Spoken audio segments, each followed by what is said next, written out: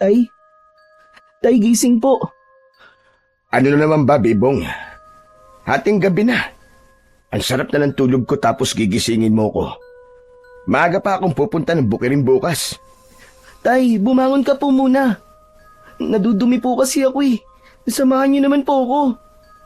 Ay, naku naman anak. Ngayon ka pa talaga hating gabi dudumi. Hindi ba pwedeng bukas na lang ng umaga? 10 oras na ng gabi oh. Antok na talaga ako. Hindi ko na po mapipigilan, Tay. Masakit na po talaga ang tiyan ko. Samahan niyo naman po ako sa labas. Ay, Diyos ko.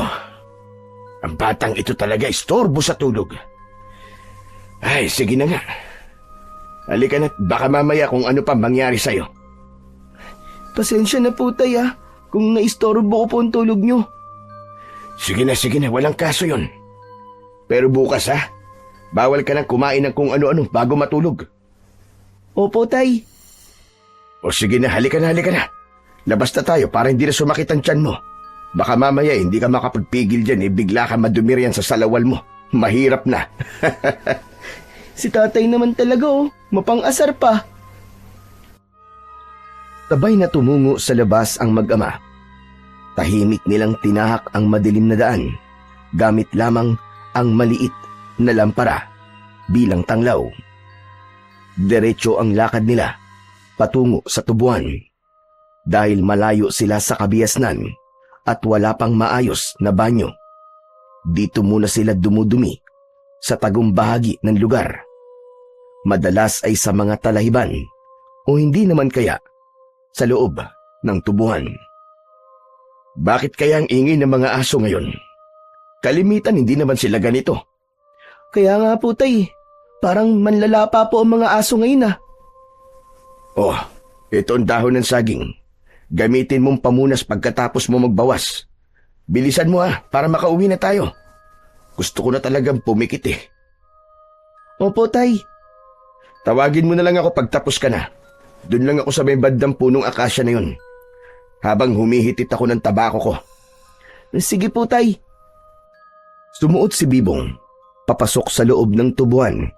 Bit-bit ang layang dahon ng saging na kinuha ng kanyang tatay na gagamitin niyang pamunas matapos na dumumi. Patapos na siya nang makarinig ng tila mga yabag ng paa. Dali-dali niyang sinuot ang salawal at luminga-linga sa paligid. Dahil madilim at walang dalang kahit na ano, ay pinilit na lamang ni Bibong na aninagin ang paligid. Mabuti na lamang at maliwanag ang sikat ng buwan, kaya kahit papano ay may konti siyang nakikita. Hala, baka may tao. Ano ba naman yan? Hindi pa nga ako tapos Muling nakarinig ng yabag si Bibong. Sunod ay tunog ng kaluskos na parabang hinawi ang mga dahon ng tubo sa paligid. May tao ba riyan? Tao po! May tao ba riyan? Parang wala naman yatang tao Malakas ang pakiramdam ni Bibong na parabang may mga matang nakatingin sa kanya at may mga yapak na naririnig. Hindi niya alam kung guni-guni niya lamang ang bagay na yon o sadyang may tao talaga sa paligid at hindi siya nag-iisa sa loob ng tubuhan. Maya-maya lang, nakarinig ulit siya ng kung anong kaluskos. Dahan-dahang sinundan ni Bibong ang tunog at sa hindi kalayuan, sa gitna ng tubuhan, doon niya namataan ang isang matanda na nakaluhod sa gitna ng mga natumbang tubo. May nakaukit na bilog sa paligid nito at may libro sa kanyang harapan. Nakapikit ang matanda at tila may kung anong inuusal. Ale? Ano pong ginagawa niyo riyan? Nagmulat ng mata ang matanda at mariing tinitigan si Bibong. Tila ba naiinis sa biglang pagsulpot ng bata. Sino ka? Aswang ka rin ba? Hala, hindi po ako aswang, no? Tao po ako. Kung hindi ka isang aswang, Bakit ka nandito ng ganitong oras? Hindi ba tulog na ng ganitong oras sa mga normal na tao? Ano po kasi? Kaya po ako nandito ng ganitong oras kasi po dumudumi po ako. Wala po kaming banyo, kaya dito po ako dumumi. Wala akong pakialam kung narito ka na mga oras na to para magbawas. Sana hindi mo nalang pinutol ang pansasantigwar ko. Ha? Ano pong pansasantigwar? Isang uri ng mataas na panalangin o dasal laban sa mga aswang. Naku, pasensya na po kayo kung naabala ko po kayo sa pagdadasal nyo. Bakit po kasi diyan pa kayo nagdadasal? Pwede naman po sa bahay nyo na lang Mas makapagyarihan ang pansasagtigwar sa labas at sa ilalim ng bilog na buwan. Lalo na't ngayong gabi rin ito ay may nakaikwentro kong aswang sa lugar na ito. Lumalakas din ang mga aswang tuwing bilog at maliwanag ang buwan. Wala naman pong aswang sa lugar namin. At isa pa, hindi naman po totoong aswang Sabi ni tatay, gawa-gawa lang daw po ng mga tao ang aswang para po panakot po sa mga bata. Kaya hindi po ako naniniwala sa ganun Sa ngayon, hindi ka naniniwala, Totoy. Ngunit darating din ang araw na sa sarili mong mga mata ang makakasaksi. At sa oras na yon, siguradong maniniwala ka na. Ay, siya nga po pala. Bakit may mga galos po kayo sa katawan? Nasugatan po ba kayo dahil po dito sa mga tubo? Hindi ka man maniwala, bata. Pero dahil ito, sa pag-atake ng aswang, sinubukan ko silang labanan.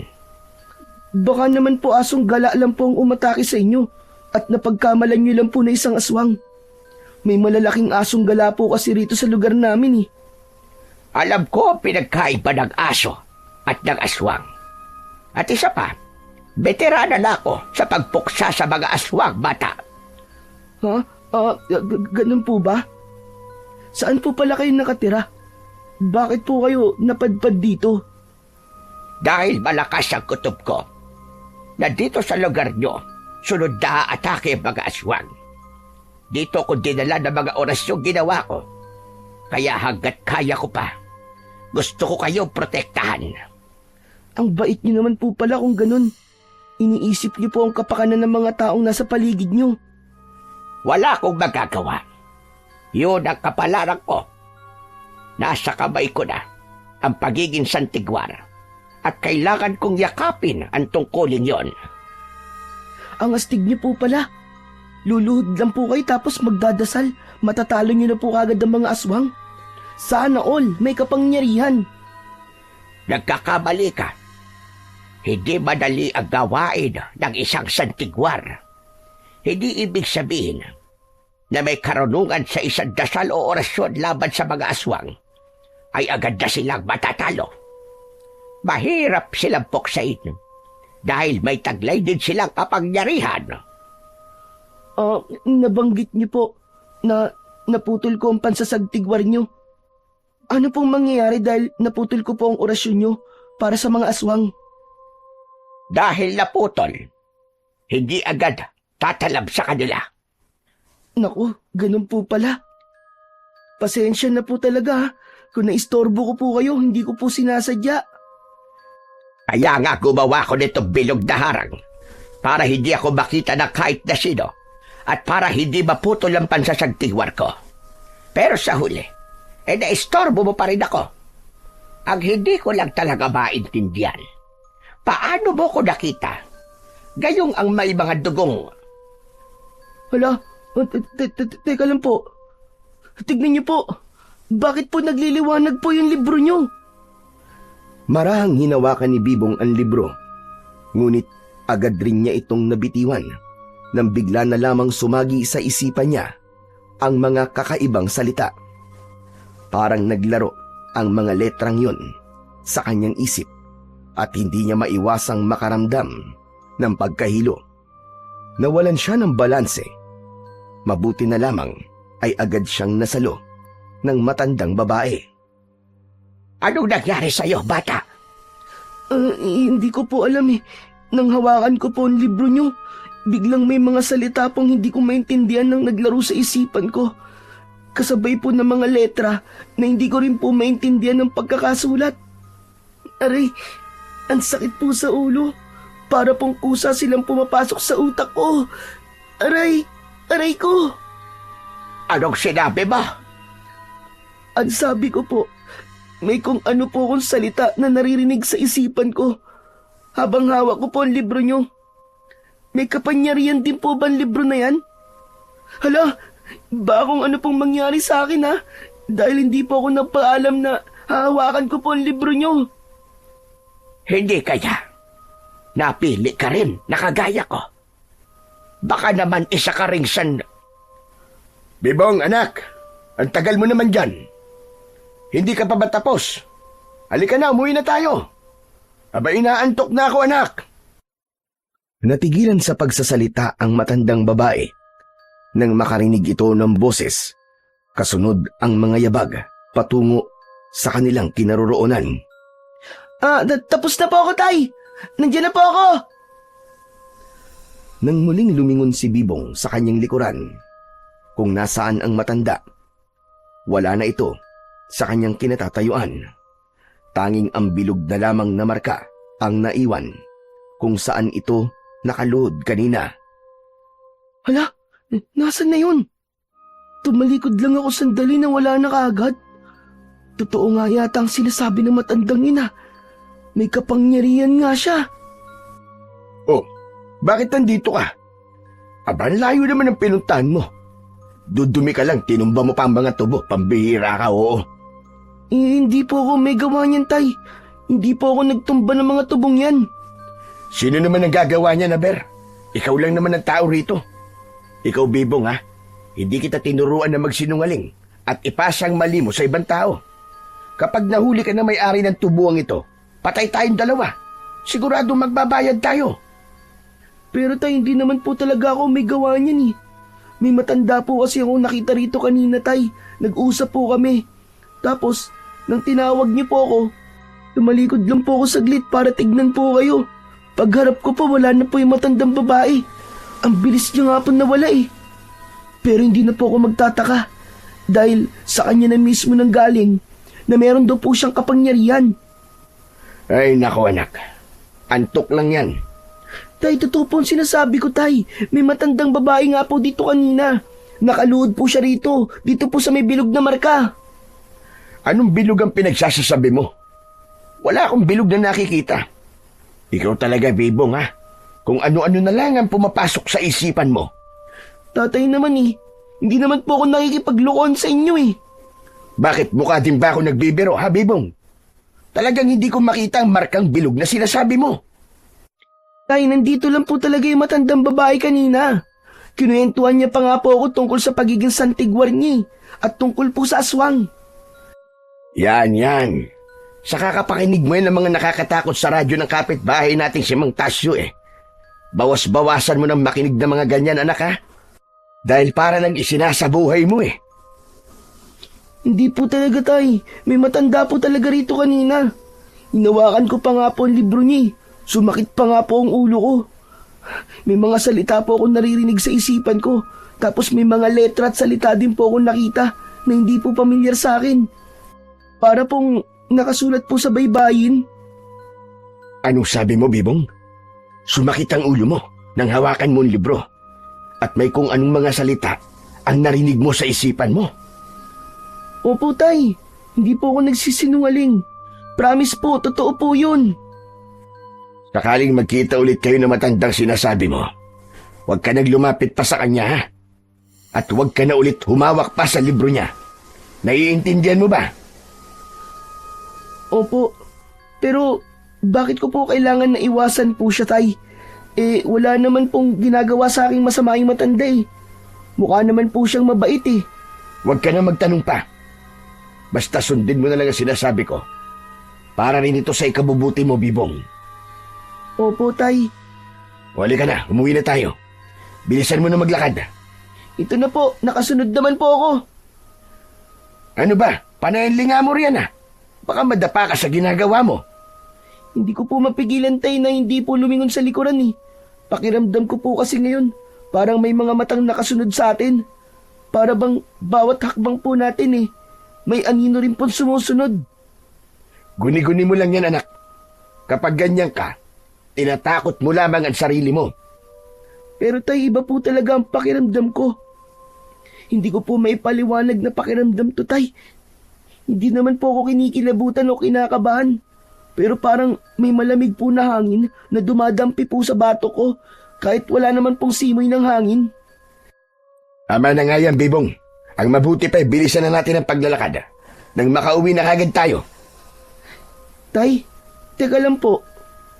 Naniniwala po ba kayo sa aswang? Hindi ba't sinabi ko na sa'yo dati na hindi totoo ang mga aswang? Gawa-gawa lang yun ang mga tao para panakot sa mga bata.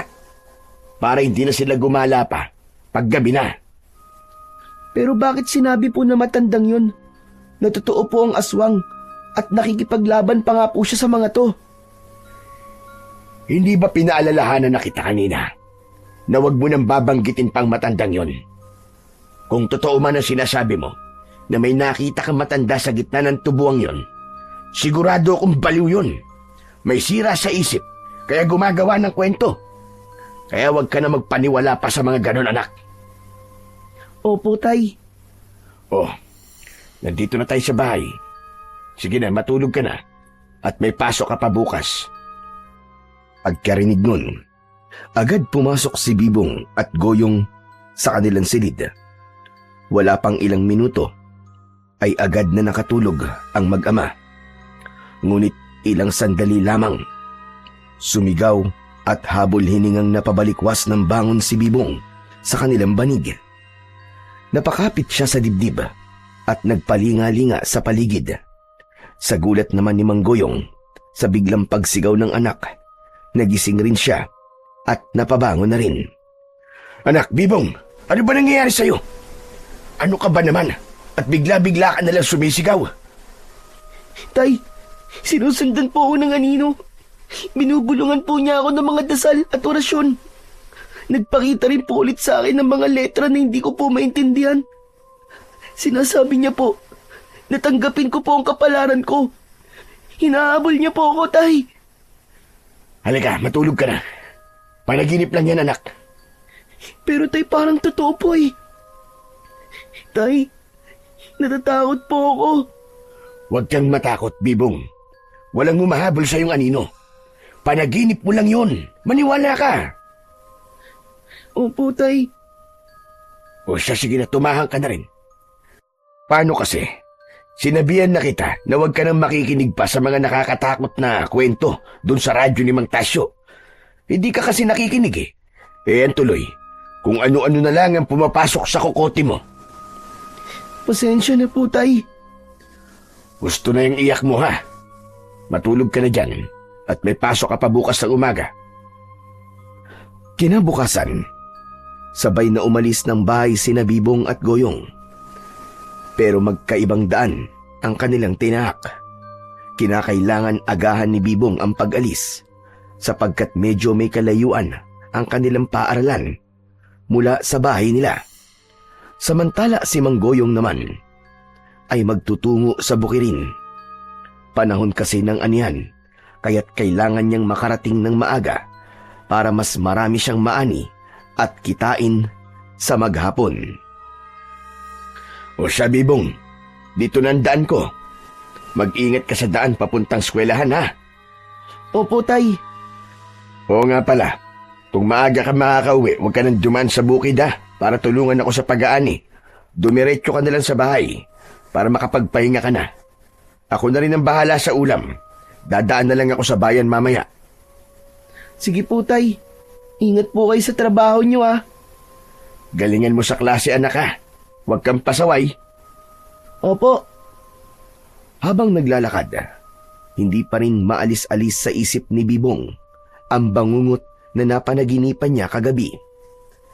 Pinilit na lamang niyang isantabi ang bumabagabag sa kanya at itinuon ang pansin sa klase nang makarating na siya sa paaralan. Pagsapit ng uwian, biglang bumuhos ang malakas na ulan. Naisip ni Bibong na hintayin muna itong humupa. Ngunit nag-aagaw na ang liwanag at dilim. Hindi pa rin ito tumitila. Sa huli, napilitan siyang suungin ang ulan pauwi. Ayaw niyang gabihin pa sa daan. Subalit, hindi nga siya nagkamali. Dumilim na nga nang nasa kalagitnaan pa lamang siya ng paglalakad. Wala rin siyang dalang flashlight, kaya bahagya siyang nahihirapan na aninagin ang paligid. Natatakot na rin si Bibong dahil hindi na pamilyar sa kanya ang paligid.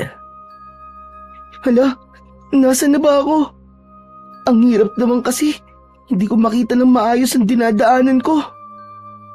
Nagpatuloy pa sa paglalakad ang batang si Bibong. Hanggang sa dulong bahagi ay may nakita siyang munting liwanag na parabang ilaw na mula sa gasera. Nang lapitan niya yon, liwanag yun mula sa isang barong-barong. Tao po! Tao po! May tao ba riyan?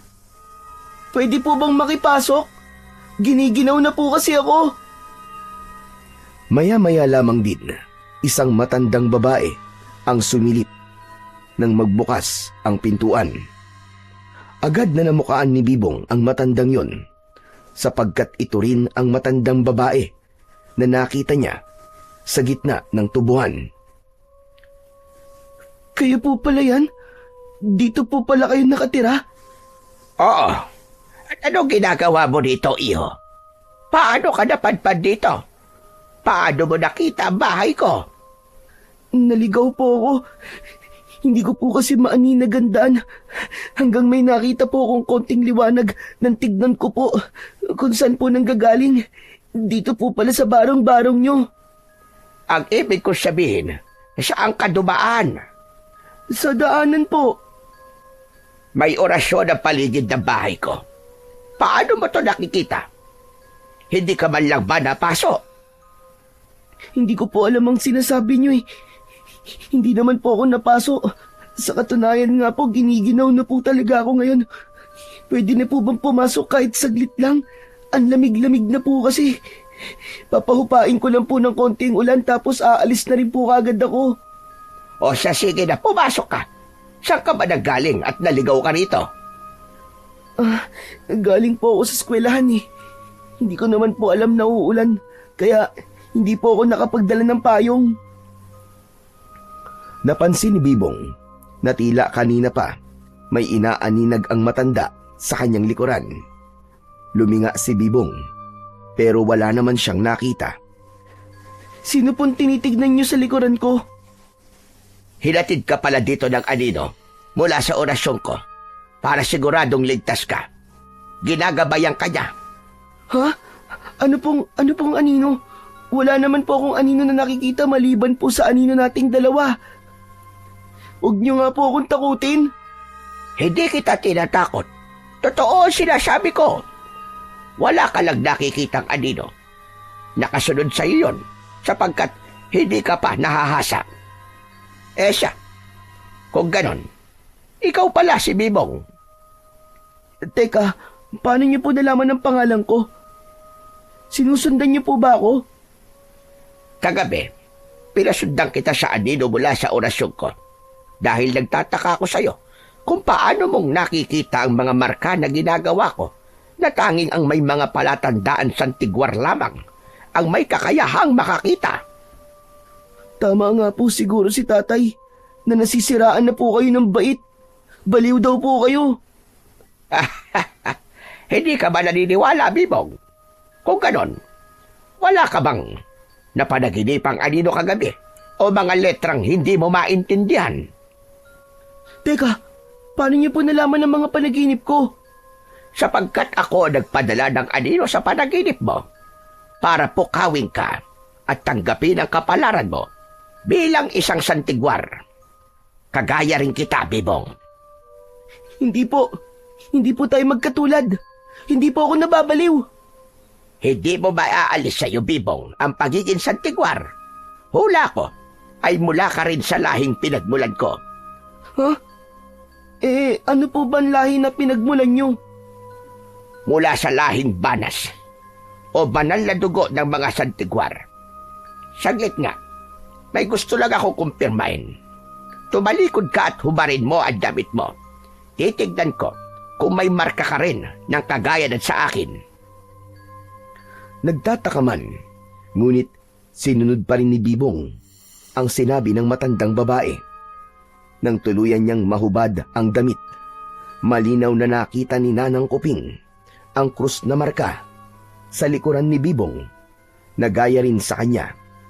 Para lamang yung balat, ngunit nang hawakan niya yon, bahagya itong nagliwanag. Gaya nga kita, Bibong. Tama ang hinala ko. Galing ka rin sa dugo ng mga santigwar.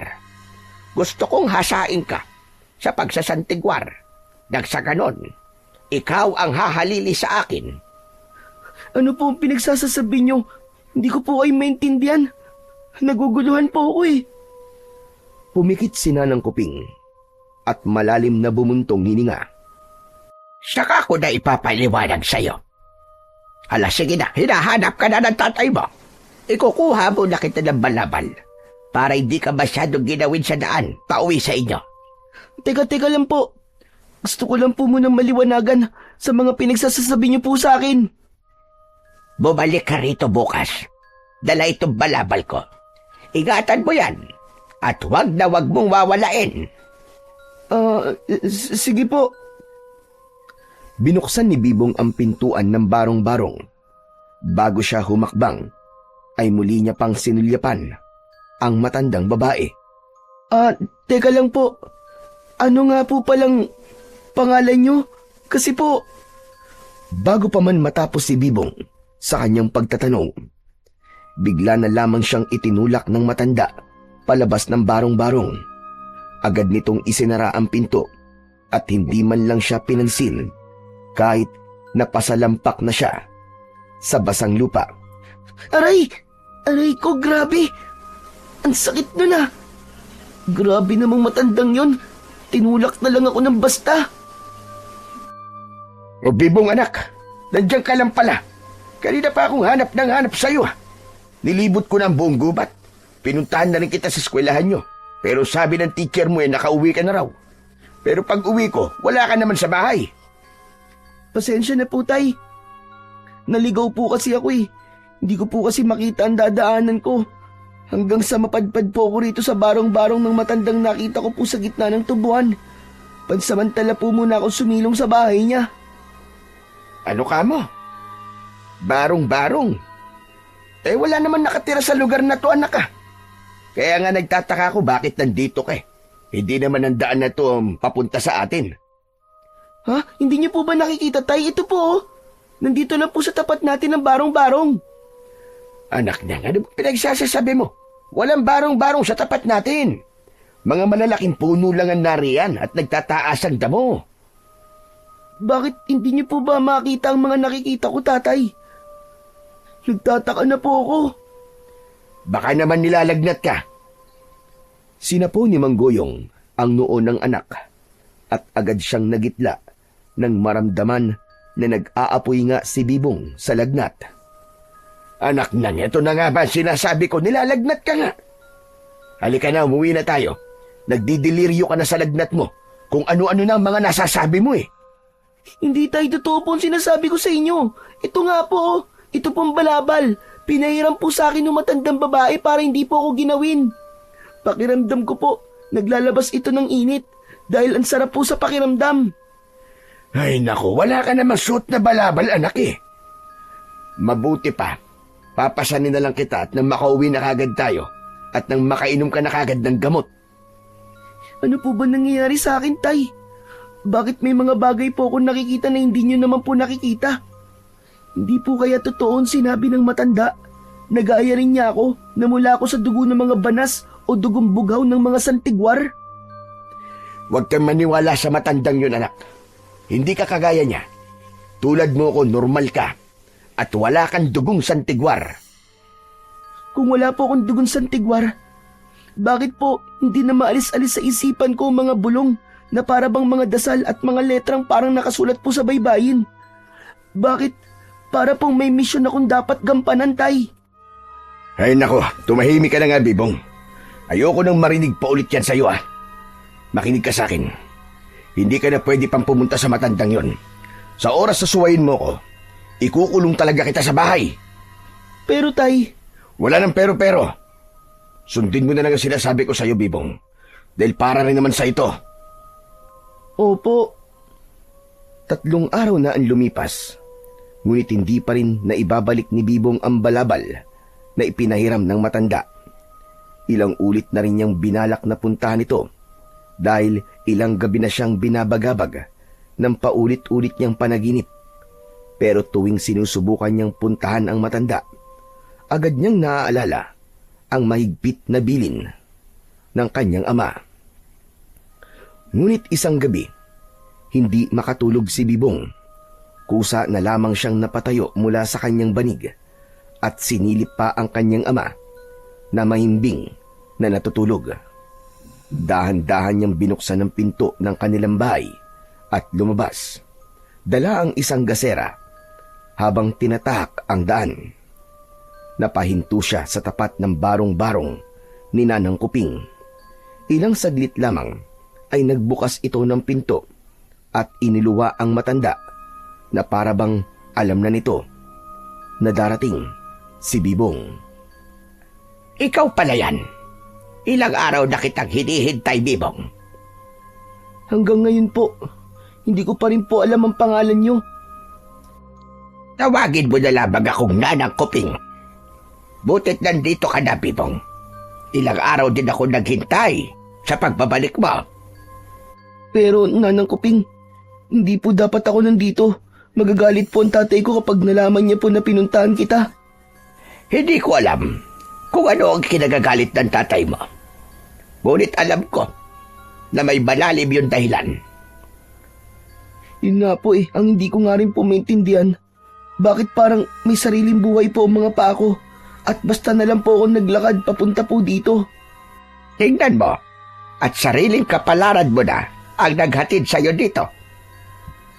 Mabuti pa, umuwi na po ako bago pa po magising si tatay. Bibong, makinig ka. Bibong, makinig ka. Alam kong nararamdaman mo rin na tila may kung anong nananalaytay sa dugo mo. Tutulungan kita, Bibong, dahil gaya rin kita. Halika sa loob, pumasok tayo. At may ipapakita ko sa iyo. Pero, Halika muna, kahit saglit lang. Sabay na pumasok si Bibong at Nanang Kuping sa loob. Napabuntong hininga na lamang siya habang hinahakbang ang kanyang mga paa.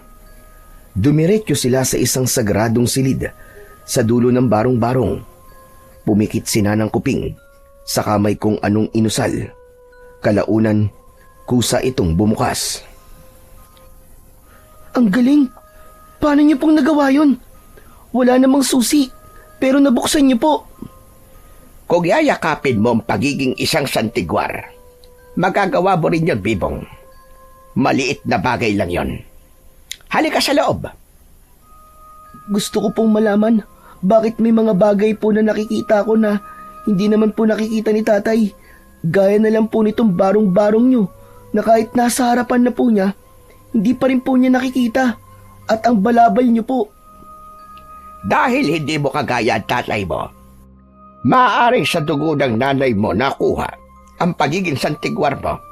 At isa pa, ay may banal na orasyon ang paligid nito barong-barong ko na hindi kaya buksan ng mga normal na tao.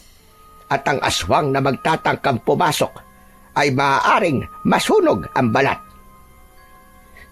Hindi ko po alam. Matagal na pong wala ang nanay ko eh. Hindi ko rin po alam kung anong nangyari sa kanya. Tuwing bubuksan ko po kasi ang usapan tungkol po sa nanay ko, nagagalit po si tatay eh. Hindi niya po sinasabi ang dahilan ng pagkawala po ni nanay. Baka naman kasi may tinik pa rin sa dibdib ang tatay mo tungkol sa pagkawala ng nanay mo. Kaya ayaw niyang pinag-uusapan niyo ang ganong bagay. Siguro nga po. Bakit niyo po pala ako dinala sa silid na to?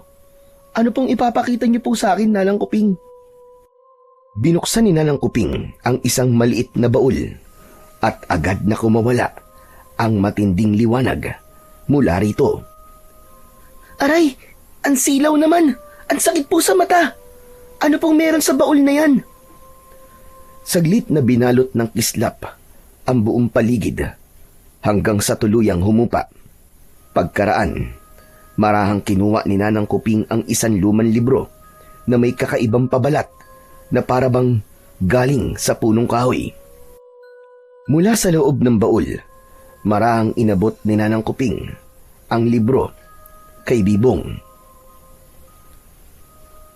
Gusto kong ibigay sa iyo ang libro na minana ng ating lahing Santigwar.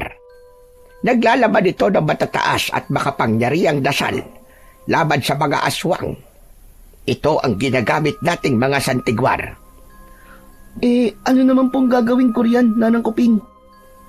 Pag-aaralan mo ang mga dasal na narito, Bibong. Isa sa isip at isa sa buhay mo sa oras na muling umatake ang mga aswang. Lalo na't nararamdaman ko na naghahanda na sila para sa pagsalakay. Naaalala mo ba ang sinabi ko sa iyo? Na sa oras na bilog at maliwanag ang buwan, lumalakas din sila. Sa ikatlong kabilugan ng buwan na mangyayari yon, pagkaraan ng 3 linggo, paniguradong susubukan nilang maghari. Ha? Pero bakit po ako? Bata pa po ako eh. At wala po akong alam sa ganyan. Tutulungan kita, Bibong. At sa tulong rin ng banal na librong ito, alam kong magtatagumpay ka. Baka hindi ko po kaya. Magtiwala ka sa sarili mo. Basta't hindi maaagaw at mapupunit ang huling pahina kung saan nakalagay ang dasal para sa pagpapalakas ng mga aswang. Sinisigurado kong matatalo natin sila. Bakit hindi na lang po kayo, Nanang Kuping? Hindi po ba gamay niyo na po ang pagpuksa sa mga aswang? Bakit kailangan ako pa po? Tama ka, Bibong. Gamay ko na nga ang pagpuksa sa kanila. Pero hindi na ako ganong kalakas gaya ng dati. Kasabay ng pagtanda ko ang paghina rin ng kapangyarihan ng pagsasantigwar ko. Kaya kailangan ko ng tulong mo, Bibong. Tanggapin mo na ang kapalaran mo. Tulungin mo ako. Pero natatakot po ako eh. Huwag kang matakot. Wala ka rin dapat na ipag-alala. Dahil di ba, sinabi ko, sasanayin kita. Tuturuan kita ng mga dapat mong gawin para mapuksa mo ang mga aswang. Hindi ka nag-iisa. Kasama mo ako, Bibong. Pero si tatay po, paano ko po sasabihin sa kanya to? Siguradong hindi niya po ako papayagan. Hayaan mo muna ang tatay mo. Sa ngayon, hindi niya pa matanggap kung ano talaga ang anak niya. Pero sa oras na makita niya nang lumalaban ka at kaya mo protektahan ang sarili mo, siguradong matutuwa at ipagmamalaki ka nun. Talaga po? Oo naman. O sa halika rito, Bibong. Gusto ko rin ibigay sa iyo ito. Nakangiting iniabot ni Nanang Kuping ang punyal kay Bibong. Ngunit nag-alinlangan pa ang bata kung dapat ba niyang tanggapin yun o hindi. Biglang ibinuka ng matanda ang kanyang sariling palad at saka ito sinugatan. Dahilan upang magitla si Bibong. Kasunod ay lumapit si Nanang Kuping kay Bibong. Saka sinugatan din ang palad nito. Ipinatak ni Nanang Kuping ang kanyang dugo at dugo ni Bibong sa punyal. Saka pumikit at marahang bumigkas ng isang sagradong dasal. Nang silipin muli ni Bibong ang palad ng matanda at ang kanyang palad, wala na roon ang sugat. Walang kahit maliit na marka ang naiwan. Wow! Ang galing ah! Para pong magic! Hindi ako makapaniwalang gumaling ang sugat sa palad natin. Tanggapin mo na ang punyal na ito, Bibong. Ito ang gagamitin mo sa data. Bakit niyo po pinatakan ng dugo ko at nandugo niyo po ang punyal na to, Nanang Kuping? Dahil banal na sugo ang dugo ng isang santigwar. Ang ating dugo ay may bisa ng dasal at basbas. Kaya't ito ang magiging susi para maging sagradong sandata ang punyal. Kung walang dugon santigwar, karaniwang bakal lang ang punyal. Pangontra rin ito, sa dugo ng dilim. Ang aswang ay may dugo ng kadiliman, samantalang ang santigwar ay may banal na dugo. Kapag nagsanib ang dugo ng santigwar sa isang bagay, nililinis at pinuputol nito ng liwanag ang bagay na yon, kaya't kayang wasakin ang dugo ng dilim. Wow, ang galing po talaga. Sa ilang alamat ng ating lahi, sinasabi ring ang mga unang santigwar ay nakatanggap ng ganitong kaalaman bilang pamana. Kaya't bawat susunod na henerasyon, kailangang ipasa sa pamamagitan ng dugo upang manatiling buhay ang kapangyarihan. Paano naman po ang librong ito? Binuksan ni Bibong ang librong ibinigay ng matandang babae at sa mismong paglapat ng kanyang palad sa pahina ay bigla siyang nakaramdam ng kakaiba at tila may kuryenteng dumaloy sa kanyang mga ugat. Sunod-sunod na mga salitang hindi niya maintindihan ang umalingaw-ngaw sa kanyang isipan. Para bang may iba't ibang boses ang bumubulong sa kanya na pilit na pumapasok sa kanyang isipan. Mariin siyang napasapo sa ulo, habol hininga at halos manginig, hanggang sa unti-unting nagdilim ang kanyang paningin at tuluyang nilamon ng dilim ang kanyang ulirat. Bibong! Bibong anak, gumising ka! Anak, uuwi na tayo. Nandito na si tatay. Huwag ka mag-alala. Ano mang oras ay magigising na siya. Hindi lang kinaya ng katawan niya ang bisa ng dasal ng santigwar. Wala kang dapat ikatakot. Anong walang dapat ikatakot? Kung ano mang mangyari sa anak ko, kasalanan mo yun. Sinisigurado ko sa iyo na walang mangyayaring masama sa anak mo. At isa pa, huwag mong ipagkait kay Bibong ang kapalaran niya, Goyong. Isa siyang santigwar at hindi mo mababago yon. Hayaan mo na ang bata ang pumili ng landas na tatahakin niya. Hindi ako makapapayag. Normal lang anak ko at hindi niyo siya kagaya. Katulad ko siya. Wala kang magagawa, Goyong. Nakaukit na yan sa palad ng anak mo. Hindi ka ba natutuwa na maging isang magaling na tagapagpuksa ng aswang ang anak mo? Hindi. Dahil ayokong magaya siya sa nanay niya. Namatay ang asawa ko dahil sa mga lecheng aswang na yun. At dahil ginampanan niya ang tungkulin niya bilang santigwar. Kaya hindi ako papayag sa kagustuhan mo. Anak ko na lang ang meron ako ngayon. Hindi ko nakakayanin pang dumating ang araw na mawawala rin siya sa akin. Kaya hindi ko papahintulutan ang anak ko na maging kagaya mo. Iba ang kapalaran ng anak mo sa nanay niya. Hindi porket nawala ang asawa mo, mawawala rin sa iyo ang anak mo, Goyong. Kahit naman pigilan mo pa ang anak mo, hindi mo pa rin maipagkakaila sa kanya ang kagustuhan niyang lumaban sa mga aswang. Dahan-dahang iminulat ni Bibong ang kanyang mga mata. Hindi niya alam kung anong dapat na maramdaman matapos marinig ang sinabi ng tatay niya na ang dahilan ng pagkawala ng kanyang nanay ay dahil sa mga aswang at isa rin itong santigwar. Tay, totoo po ba dahil po sa mga aswang kaya po nawala si nanay? Kaya po ba ayaw niyo po akong palapitin po kay Nanang Kuping dahil ayaw niyo pong sundan ko po ang yapak ni nanay? Anak, halika na. Mabuti pang tumayo ka na riyan at umuwi na tayo. Huwag niyo naman pong ipagkait sa akin, tay, ang tungkol po kay nanay. Gusto ko rin pong malaman bakit lumaki po ako nang walang nanay. Oh, Bibong. Pinatay ang nanay mo ng mga aswang na makipaglaban siya sa mga to. Bata ka pa lamang ng panahong yun. Kaya wala kang alam. Gaya mo rin ang nanay mo. Kaya ayoko sumunod ka sa yapak niya. Dahil hindi ligtas para sa'yo. Pero gusto ko pong ubusin ang lahi ng mga aswang para may paghiganti ko po si nanay. Hindi sila madaling kalaban, anak. Mabuti pa habang maaga. Bitiwan mo na lang ang kagustuhan mo. Kaysa mapahama ka pa. Ayoko po, tay. Sorry po. Pero hindi po kita susundin. Pasensya na po talaga. Bumaling si Bibong kay Nanang Kuping na ngayon ay tahimik na nakamasid. Akala ko po ba, hindi nakikita ng normal na tao ang barong-barong nyo? Bakit po nandito po si tatay?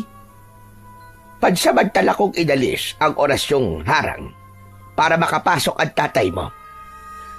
Halika na anak, tumayo ka na riyan. Uwi na tayo. Hindi na ako natutuwa ah. Opo. Sige po, Nanang Kuping. Mauna na po kami. O sige, mag-iingat kayo. Pagkatapos mag-usap ni Nanang Kuping at Bibong, nagkasundo silang magkikita na lang ulit kinabukasan para simulan na ang pagtuturo ng matanda sa kanya sa paggamit ng mga dasal sa sagradong libro. Pagsapit ng gabi, tahimik na ang paligid, ngunit may kung anong bumabagabag kay Nanang Kuping. Isang kakaibang pakiramdam na hindi niya maipaliwanag. Para bang may masamang mangyayari ngayong gabi. Mariin niyang ipinikit ang mga mata upang pakalmahin ang sarili. Ngunit bigla siyang nakarinig ng kaluskos mula sa labas ng kanyang kubo. Agad niyang iminulat ang mga mata. Nang bahagyang buksan ni Nanang Kuping ang bintana, agad na sumalubong sa kanya ang malamig na simoy ng hangin. Naninindig ang kanyang mga balahibo, ngunit hindi yun ang dahilan. May kakaiba sa paligid. May presensyang hindi pangkaraniwan at ramdam niya yon. Tila may mga matang nakamasid sa bawat galaw niya. Hanggang sa bigla na lamang may mabigat na bagay na dumapo sa bubungan ng kanyang pawid. Naramdaman niya ang pag-uga ng kanyang bahay sa bigat nito. Batid niya rin, hindi yun basta pusa o ibon lang na dumapo sa kanyang bubungan. Diyos ko po, naloko na. Minanmanan ako ng mga tusong aswang. Hinintay lang nila na tanggalin ko ang banal na harang bago sila sumugod. Agad siyang bumangon at hinugot ang maliit na sundang mula sa kanyang bulsa. Napalunok pa si Nanang Kuping at lalo pang hinigpitan ang pagkakahawak nito. Dahan-dahan siyang lumapit sa pinto at sumilip sa labas. Maingat siyang lumabas ng bahay. Iniwasan niyang makalikha ng kahit na anong ingay na makakakuha ng atensyon ng kung anong nilalang. Ngunit nang igala niya ang kanyang paningin sa bubungan, nanlaki ang kanyang mga mata dahil may isang nakakatakot na nilalang ang nakadapa roon. Ang mukha nito'y balot ng dugo at napakadungis. Namumula ang mga mata na parabang nagliliyab sa galit at gutom. Maitim ang balat, kasing itim ng uling. Nakalantad din ang matatalas at mahahabang ngipin na waring sabik lumapa ng laman, at ang balat sa paligid ng bibig at pisngi ay nanunuklap. Napasingot si Nanang Kuping dahil sa bawat paghinga ng nilalang, umaalingasaw ang mabahong amoy ng bulok na karne mula roon. Napaatras siya. May aswang sa kanyang bubungan at batid niyang may kinalaman ito kay Bibong at sa pagiging santigwar ng bata. Kanina pa niya ramdam ang kakaibang enerhiya. Natiktikan siya ng mga ito at marahil nahalata na ng mga nilalang ang kanyang binabalak na si Bibong ang susunod sa kanyang yapak. Agad siyang nagtago sa likod ng malalagong halaman upang hindi siya matuntun. Mula roon, nakita niyang gumalaw ang nilalang at bumaba sa tapat ng kanyang pinto. Naningkit ang mga mata ni Nanang Kuping habang pinagmamasdan ang bawat kilos nito. Pumasok ang aswang sa kanyang bahay, ngunit hindi nagtagal ay lumabas din ito habang humihiyaw. Nagngangalit at nalalapnos ang balat dahil sa orasyong inilagay niya roon. Mabilis na iginala ng aswang ang tingin hanggang sa napako ang mga mata nito sa may halamanan. Ngumisi ang aswang habang mariing nakatitig kay Nanang Kuping. Naloko na. Nakita niya na ako. Bago pa man lumabas ng barong-barong, ay nakapaghanda na si Nanang Kuping sa mga hakbang na gagawin. Batid niya ang maaaring mangyari at handa na siya sa pagsugod ng aswang. Mahigpit niyang hinawakan ang sundang at nang sa isang iglap ay mabilis na gumalaw ang aswang.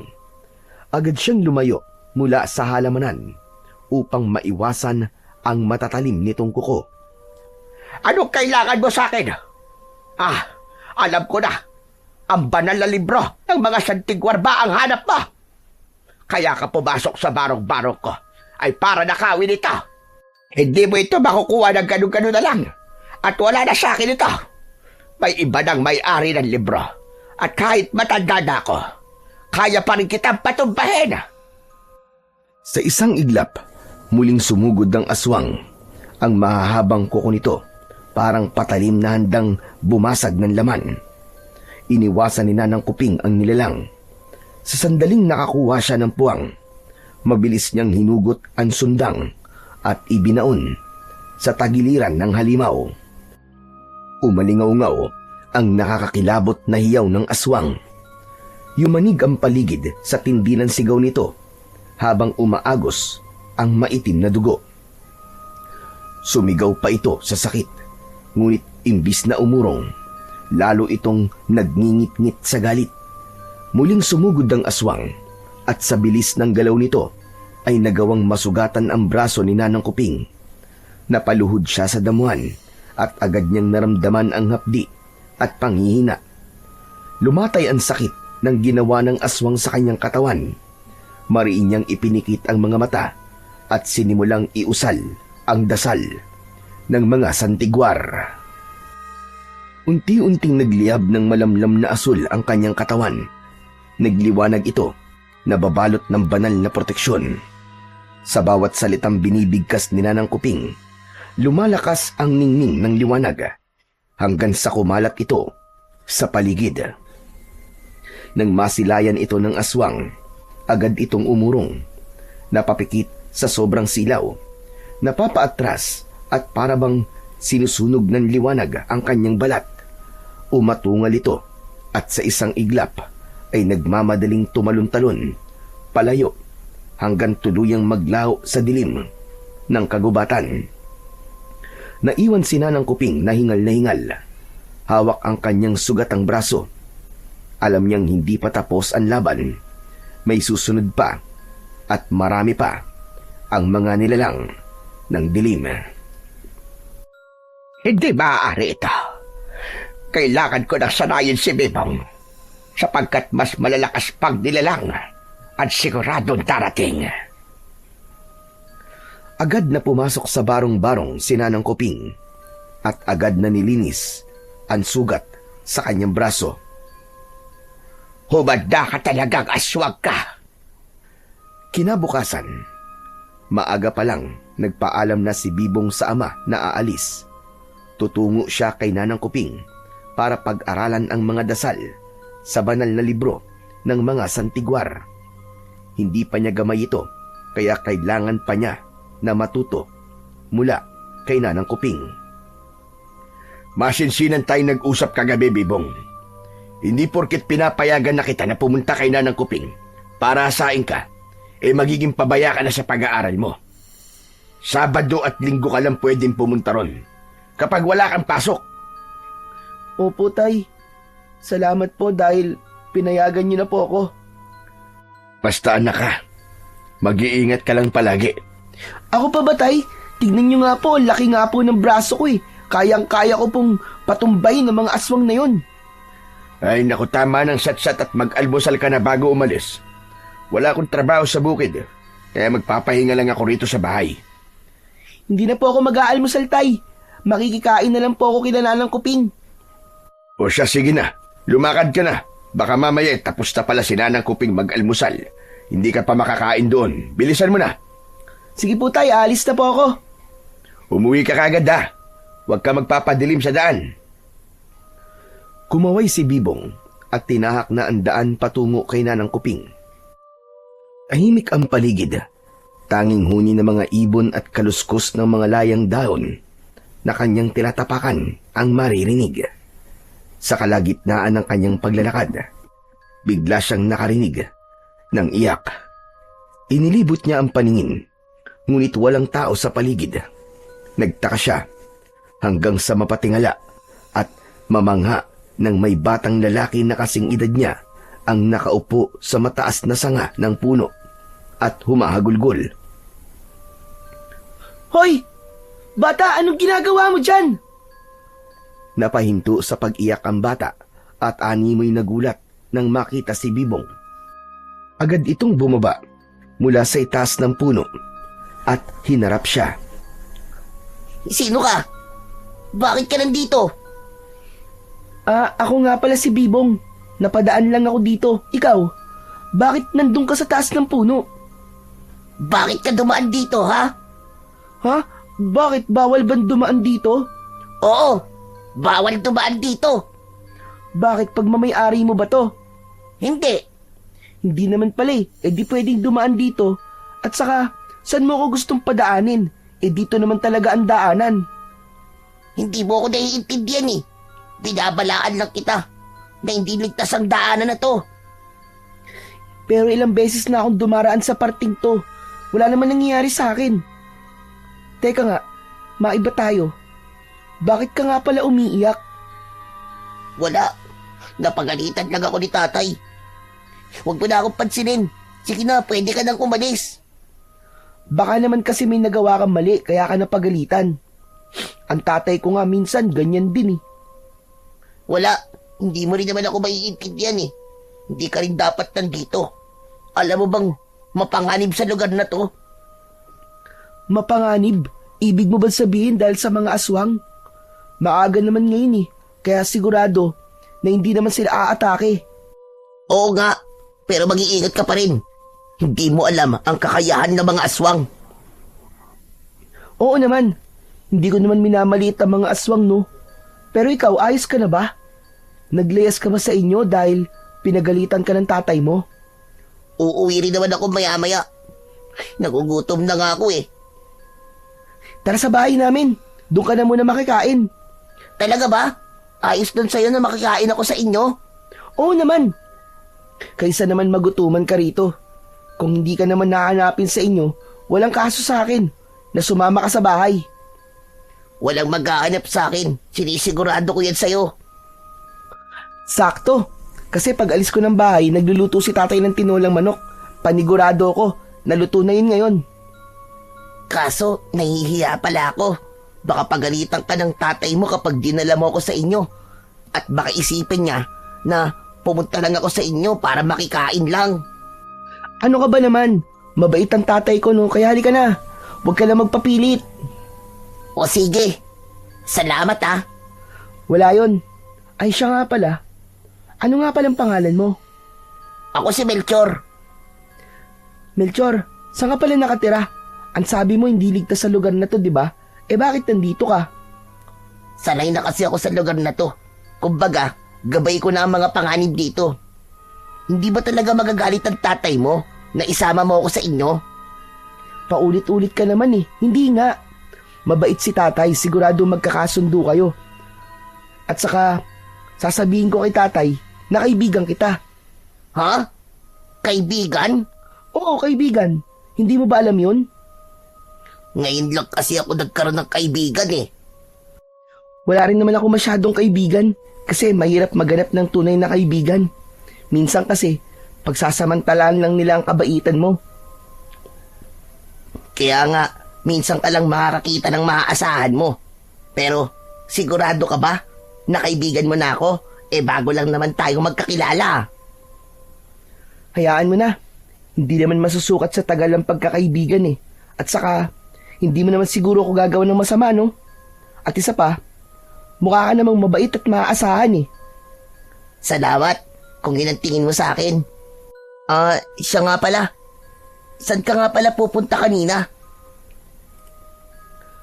Natigilan si Bibong at hindi alam kung dapat ba niyang sabihin kay Melchor na papunta siya kay Nanang Kuping para sa pag-aaral ng mga dasal ng Santiguar. Wala. Mamamasyal lang ako. Nagpapahangin. Mainit kasi. Sa susunod, Bibong, huwag ka basta-bastang mamamasyal sa kagubatan na ikaw lang mag-isa. Dahil sa mga nakaraang kabilugan ng buwan, malakas ang mga aswang kahit sa umaga. Saan mo naman nalaman yan? Wala, narinig ko lang. Ganun ba? O sige, halika na. Bumaba na tayo para makakain na tayo. Gutom na rin ako eh. Hindi pa kasi ako nag-aalmusal. Magkasabay na tinahak ng dalawa ang daan pabalik sa bahay nila Bibong. Napansin niya na ang bawat madaanan nila ay minamarkahan ni Melchor. Bakit mo naman yung ginagawa? Kadalasan kasi ng mga pumupunta dito hindi na nakakauwi pa. Nililigaw sila ng mga aswang hanggang sa maging panghimagas na sila ng mga ito. Huwag kang mag-alala, Melchor. Hindi ako basta-basta maliligaw. Oh, nandito na pala tayo eh. Halika, Melchor. Bilisan mo. Ayun ang bahay namin. Teka, parang kinakabahan akong magpakita sa tatay mo eh. Ano? Ngayon ka ba kakabahan? Malapit ka na sa bahay namin. Saglit, at tatawagin ko lang si tatay. Tay? Tay, may bisita po tayo. Kaibigan ko po, si Melchor. Halika, Melchor, pumasok ka sa bahay namin. Huwag ka nang mahiya. Lumabas si Manggoyong mula sa kusina, bitbit ang sandok. Katatapos lamang niya magluto at sakto ang pagdating ng dalawa. Melchor, welcome nga pala sa munting bahay namin. Sakto, katatapos ko lang magluto. Siya nga pala, Bibong. Bakit nakabalik ka na kagad? Hindi na po ako tumuloy, tay. Baka mamaya na lang po ako babalik doon. May lakad ka pala? Akala ko ba mamamasyal ka lang?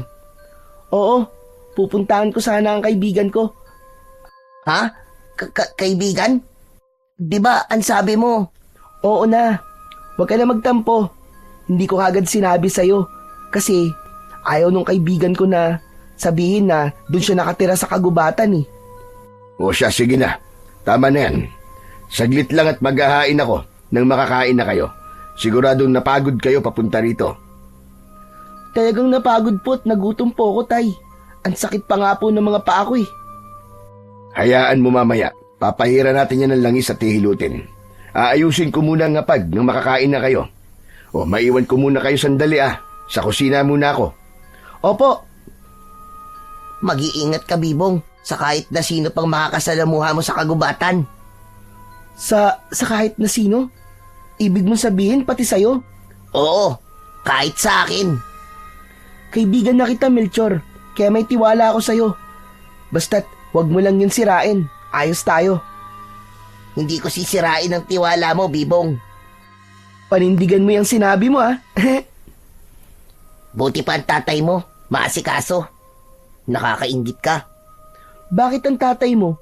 Hindi ka ba inaasikaso? Hindi. O siya, halina kayo rito. Kumain na tayo. Opo, tay. Ito na po. Tara na, Melchor. Magkatabing naupo sina Melchor at Bibong sa maliit na mesa. Habang si Goyong naman ay nakatayo lang sa gilid, nakasandal sa haligi ng kanilang bahay.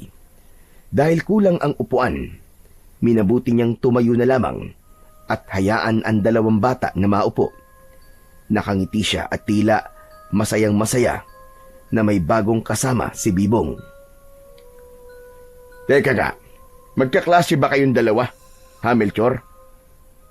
Nako, hindi po. Hindi po ako kaklase ni Bibong. Sa katunayan, kanina lang po kami naging magkaibigan eh. Kung ganun, saan ka nag-aaral? Hindi na po ako nag-aaral. Pinatigil po ako ni tatay eh. Aba, bakit naman?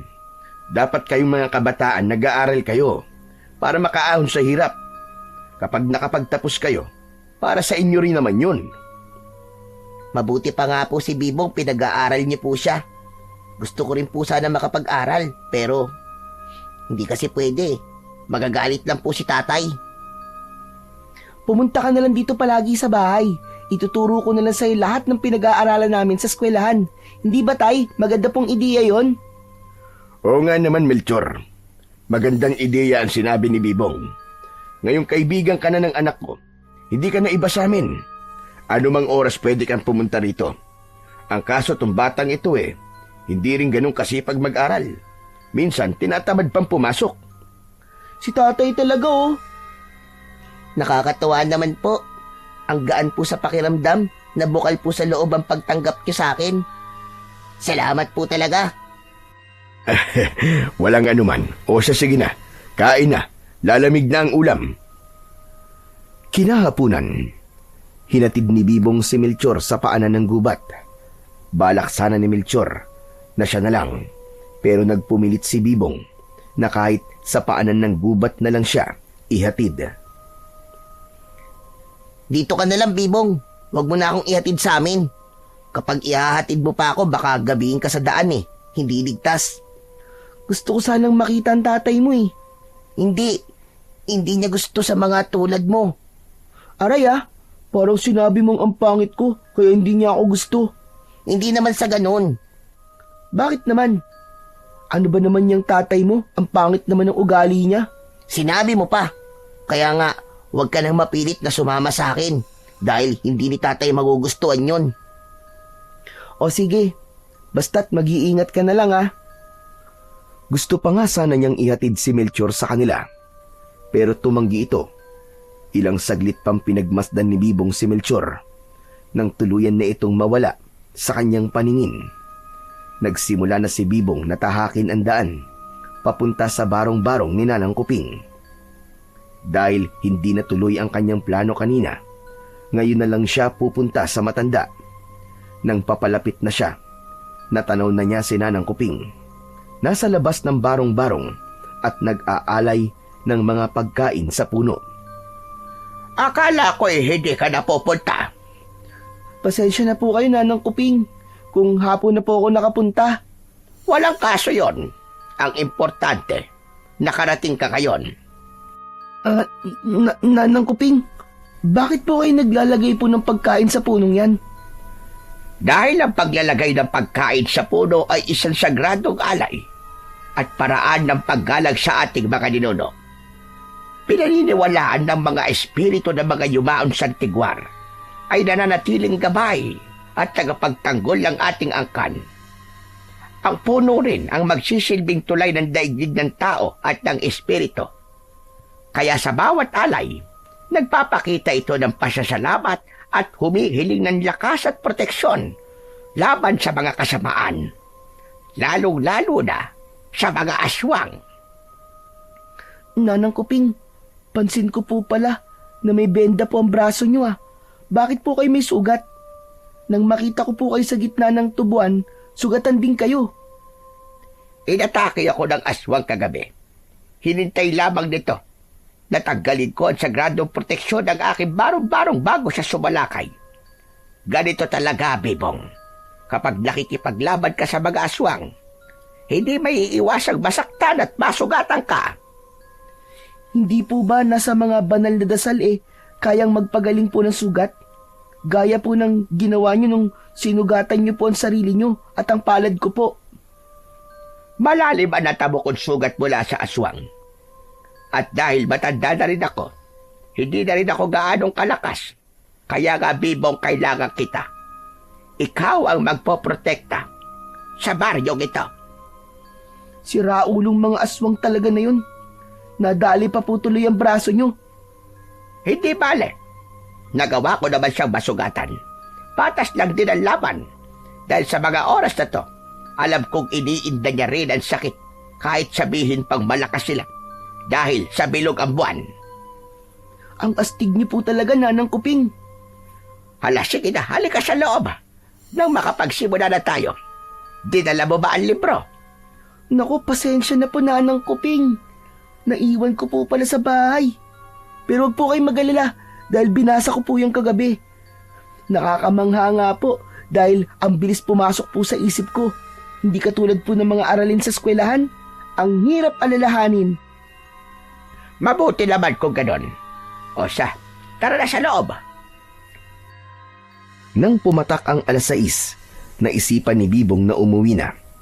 Marami silang napag-aralang dasal at orasyon ngayon. Hindi nga makapaniwala si Bibong na nagawa niyang pahilumin ang sugat sa braso ni Nanang Kuping. Mag-iingat ka sa daan pa uwi, Bebong. Kayo rin po, mag-iingat po kayo dito sa inyo. Salamat po. Tumalikod na si Bibong at nagsimulang maglakad. Nasa kalagitnaan na siya ng gubat nang mapansin niya ang mga taong tila nagpuprosesyon. Tuwid silang nakapila at nakayuko habang may hawak na itim na kandila. Napahinto si Bibong. Nanlaki ang mga mata sa pagtataka. Hindi niya na pinigilan ang sarili at tahimik na sinundan ng mga ito hanggang sa huminto sila sa tapat ng isang malaki at matandang puno ng balete. Dito, bumungad ang nakapangingilabot na tanawin. 3 dalaga ang nakabigti ng pabaliktad. Walang saplot at nagpupumiglas. Isang lalaki ang lumuhod sa harap ng mga ito. Saglit pa lang, nagbago na ang mukha niya. Mula sa anyong tao, unti-unting tumubo ang mahahabang pangil. Nanlilisik ang mga mata at naglabasan ang matutulis na mga kuko na animo ay mga patalim. Isang aswang ang lalaki. Sunod-sunod na nag-iba rin ang anyo ng lahat ng nasa prosesyon. Walang habas na itinarak ng mga aswang ang kani-kanilang mahahabang kuko sa dibdib ng 3 babaeng nakabitin. Sabay-sabay na dinukot ang mga tumitibok pa na puso. Itinaas nila ito sa ilalim ng bilog na buwan habang inuusal ang mga salitang hindi maintindihan ni Bibong bago nila lantakan ang puso. Nanginginig ang tuhod ni Bibong ng mga sandaling yun. Dahan-dahan siyang umatras, pero sa isang iglap, isang malakas na tinig ang bumasag sa katahimikan nang hindi niya sinasadyang matapakan ang layang sanga ng kahoy.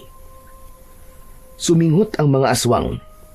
Sabay-sabay na napalingon ang kanilang pulang mga mata sa direksyon ng batang si Bibong. Halos tumigil ang pintig ng kanyang puso. Ngunit bago pa siya makasigaw, isang malamig na kamay ang biglang tumakip sa kanyang bibig mula sa likuran. Huwag kang maingay. Tatanggalin ko ang kamay ko sa bibig mo pero ipangako mong hindi ka sisigaw. Melchor, ano nangyayari? Hindi ba't binalaan na kita na mapanganib dito?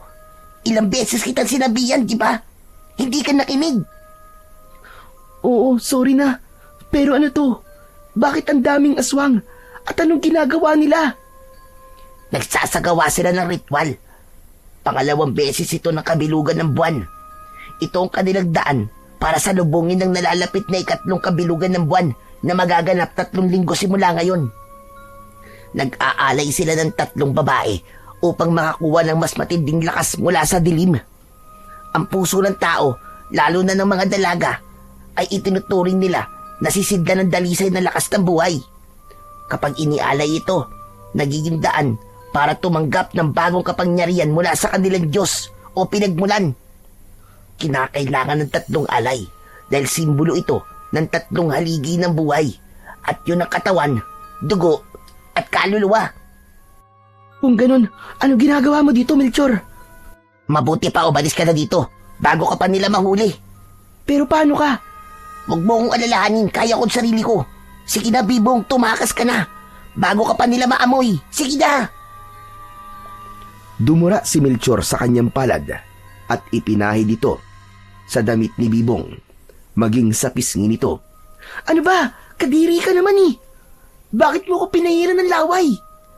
Pinoprotektahan lang kita dahil kaibigan kita. Ginawa ko yun para hindi ka nila maamoy. Sige na! Ano? Laway mo isang proteksyon?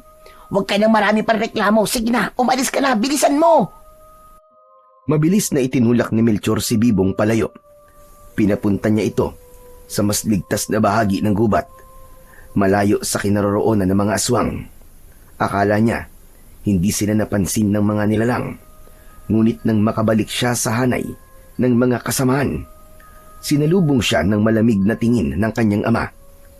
Walang ano-ano'y isang malakas na suntok sa sikmura ang agad niyang inabot. Alam mo ba, hindi ko alam ang ginawa mo. Taksil ka sa lahi natin mga aswang. Pero, kaibigan ko po si Bibong, Tay. Hindi niyo po siya pwedeng saktan. Anong kaibigan ang pinagsasasabi mo? Nahihibag ka na! Alam mo naman ang ginawa ng mga taong yan sa mga kalahi natin. Alam mo rin dati na minsan na akong nakipagkaibigan sa mga taong yan, pero sa huli, anong ginawa nila? Pinuksa nila ang angkan nating mga aswang. Pero Tay, may pagkukulang din po tayo. Kaya tayo pinupuksa. Dahil kahit kailan, tinitignan nila tayong mga halimaw. Dahil ginagawa natin pagkain ng mga tao. Pinapatay natin sila. Tumigil ka na, Melchor! Huwag mo akong pangunahan. Kung ayaw mong, saktan na naman kita ulit. Pero po, Tumahimik ka na! Gusto mo na naman masaktan, ano? Halika rito. Hindi ba't sinabi ko nang manmanan mo si Kuping? Pero anong ginawa mo? Imbis na magmanman ka, nakipagkaibigan ka pa, so hindi natin kauri. Hinataw ni Roger si Melchor ng kadena.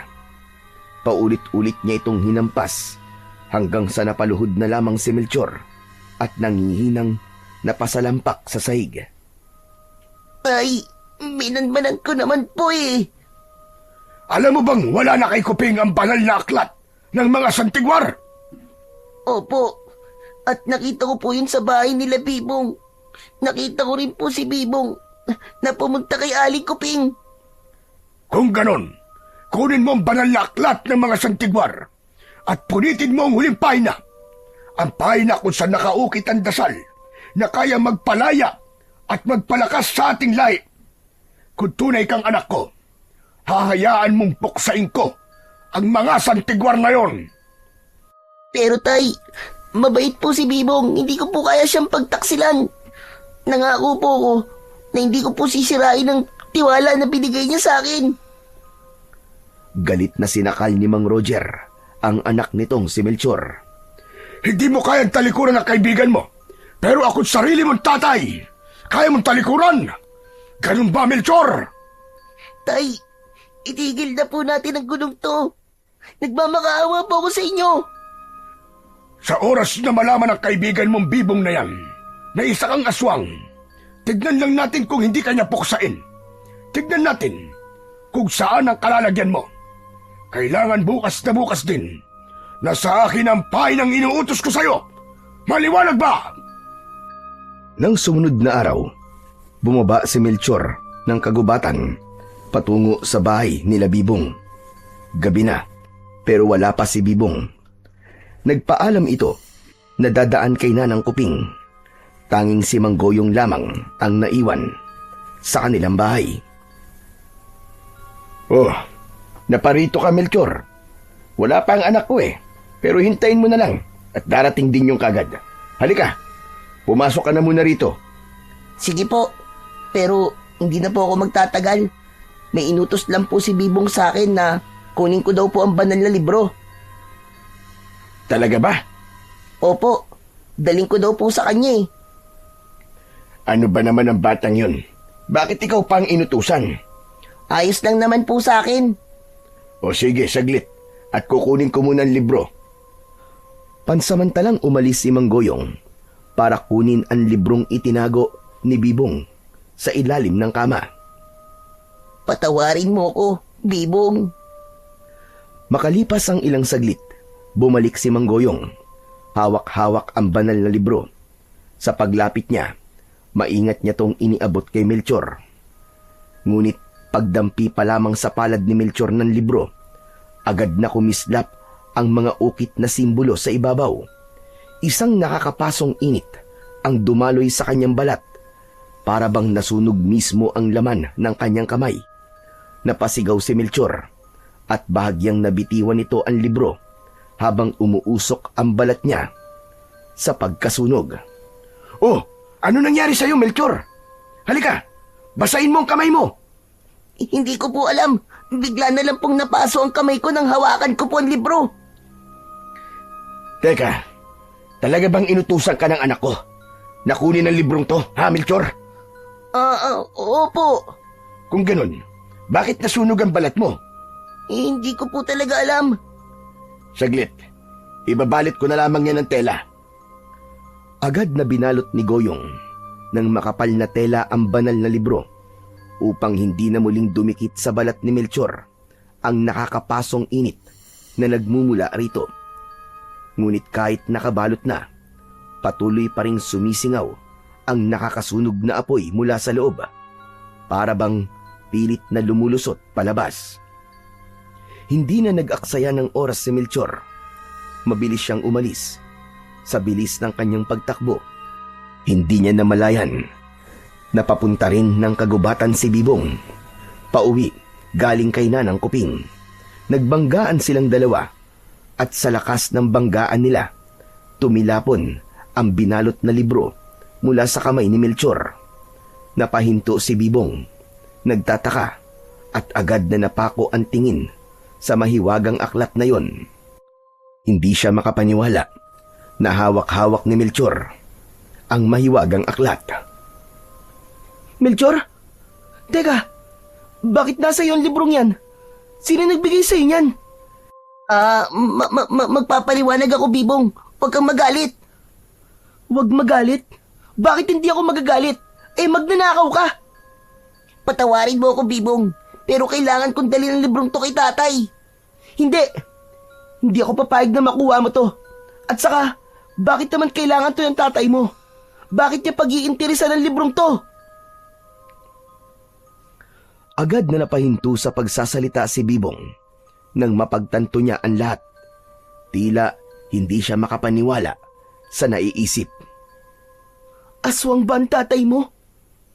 Kung ganun, isa ka rin bang aswang, Melchor? Oo, Bibong.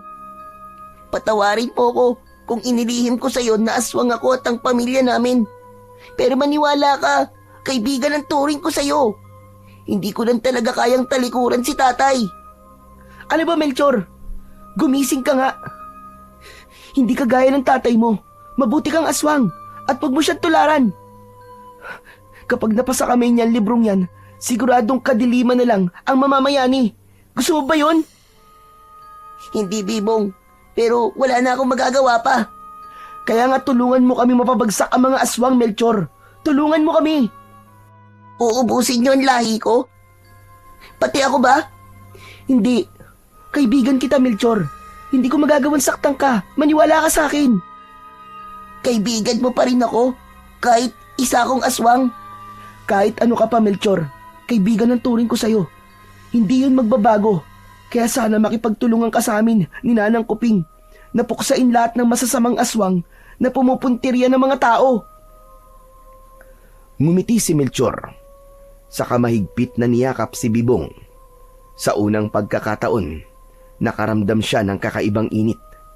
Hindi galit o takot, kundi isang pag-asa.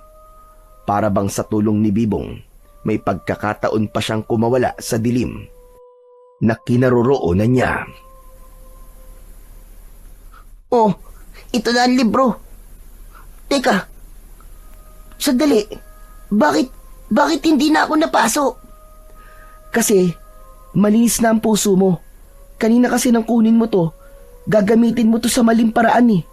Pero ngayong alam na ng banal na libro na mabuti ka, kaya hindi ka na napaso. Salamat, Bibong ah. Pasensya nga pala at niloko ko ang tatay mo. Sinabi ko sa kanya na ikaw ang nag-utos sa akin na kunin ang librong yan. Ihingi mo na lang ako ng pasensya sa kanya. O sige, paano ba yan? Uuwi na ako. Mag-iingat ka sa daan ha. Ikaw rin, Bibong. Pasensya na uli. Pagka-uwi ni Melchor, galit muli ang sumalubong sa kanya.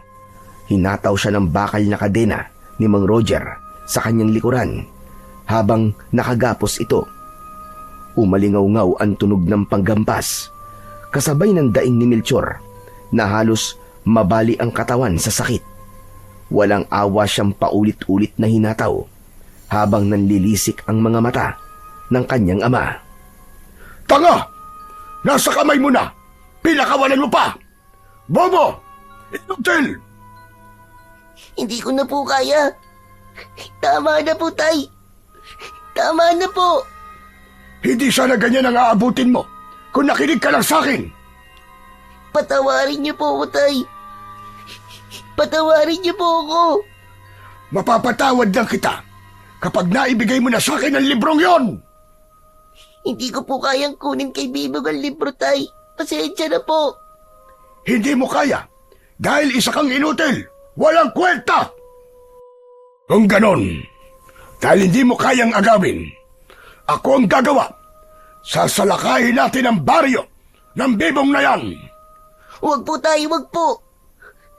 Huwag niyo po sasaktan ang kaibigan ko. Hindi ko lang basta sasaktan ang kaibigan mo. Sinisigurado ko rin sa'yo na buburahin ko ang presensya ng batang yan sa mundong ito. Mawawala ang batang Santigwar na yan. Huwag, Tay. Huwag. Hihintayin lang natin na sumapit ang 3 kabilugan ng buwan bago tayo gagalaw. At ikaw, dahil matigas ang ulo mo, igagapos kita riyan hanggang sa magtanda ka. Ilang linggo rin ang hinintay ni Roger bago niya maisagawa ang planong puksain ang mga Santigwar na sinanang Kuping at Bibong. Tumingala siya sa bilog na buwan at kumalakhak. Ngayon tayo magtutuos, mga Santigwar. Tignan natin kung kayanin ako ng kapangyarihan ng banal na dasal niyo. Mula sa kanilang lungga, tinak ng mga aswang ang madilim na daan patungo sa kabayan at papunta kina Bibong. Pilit na nagpumiglas si Melchor sa pagkakagapos, ngunit sadyang mahigpit at matibay ang kadenang iginapos sa kanya. Ilang linggo na rin yung nakapulupot sa mga kamay at paa niya. Nangihina na ang kanyang katawan at hindi niya na kayang tiisin. Samantala sa kabilang dako, ramdam ni Bibong na may mabigat na mangyayari sa gabing yon. Parang tambol ang tibok ng kanyang puso. Humahalo sa katahimikan ng paligid. Dahan-dahan niyang inilabas ang punyal na nakatago sa ilalim ng lumang aparador. Lumuhod siya sa sahig. Mahigpit at napapikit. Buong puso niyang binasbasan ang sandata ng isang dasal. Anak, sandali nga. Ano bang ginagawa mo? Tay, nararamdaman ko po may paparating pong panganib. Hindi ko po alam kung nararamdaman din po ito ni Nanang Kuping. Pero kailangan niyo po siyang balaan. Puntahan niyo po siya sa bahay niya. Madali po kayo. Pero sandali, paano ka anak?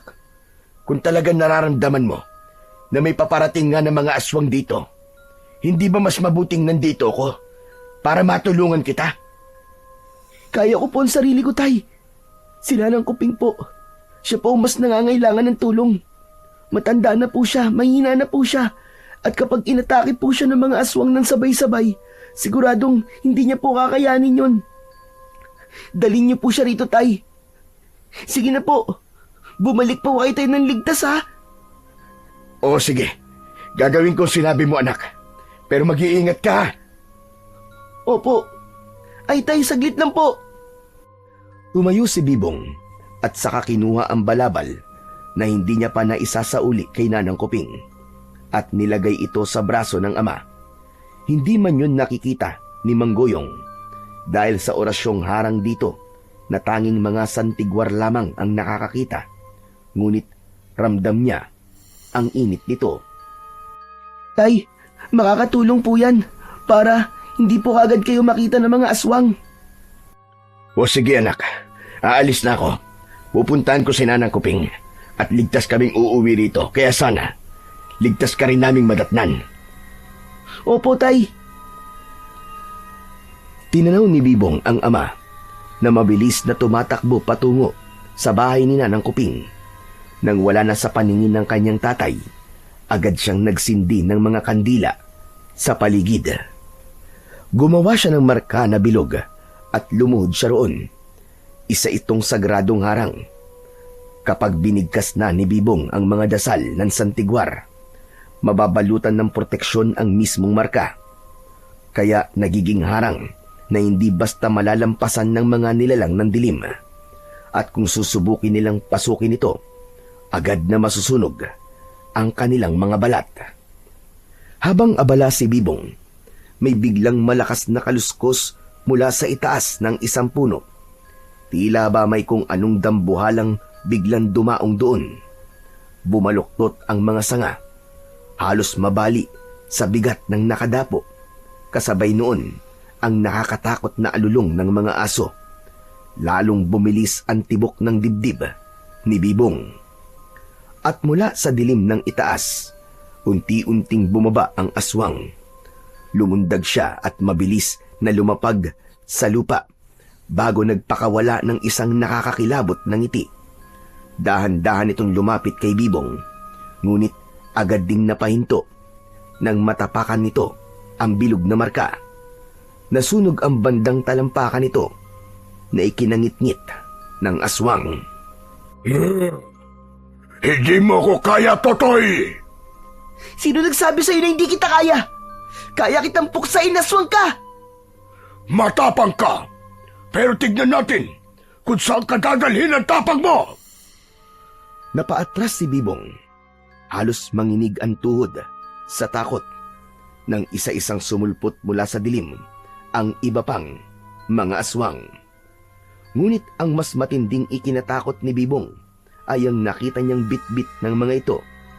Ang kanyang ama, nakabigti sa balikat ng isang aswang, walang malay at duguan, habang si Nanang Kuping naman nagpupumiglas at hawak sa magkabila ang braso ng dalawang aswang at pilit na kumakawala at sumisigaw ng mga dasal.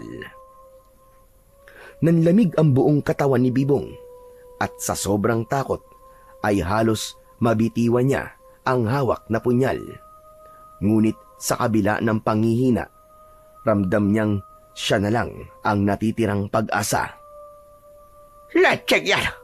Mga tusok aswang, bitiwan niya ako! Ikaw na naman! Leche ka talaga! Tagasang ka man lupalot na aswang ka! At bakit dito ka nagugulo sa baryo namin? Buwisit ka! Ngayong gabi, tutuldukan ko na ang kademonyohan mo! Tumigil ka! Huwag kang magyabang! Dahil hindi mo ko kaya! Talaga ba? Kaya pala tumakas ka na lang ng nakaraan! Duwag kang aswang ka! Duwag! Tumahimik ka! Napakadaldal mo! Isang malakas na sampal ang iginawad nito kay Nanang Kuping. Sa tindi ng pagkakasampal ng aswang, dumugo ang labi ng matandang babae.